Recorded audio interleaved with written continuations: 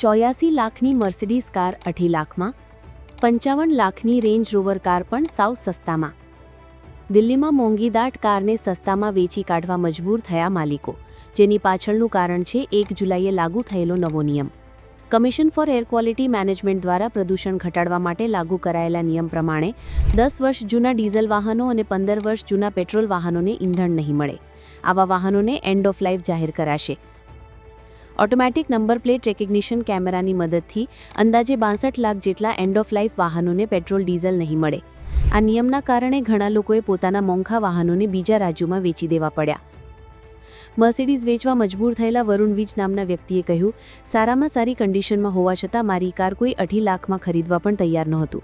અમારા પરિવાર માટે આ ગાડી ખાસ હતી.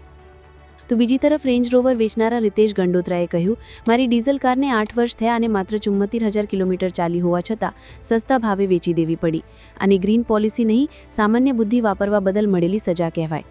સોશિયલ મીડિયા પર લોકોએ દિલ્હીની આ નવી નીતિની ખૂબ ટીકા કરી. તો આ મુદ્દે તમારું શું માનવું છે?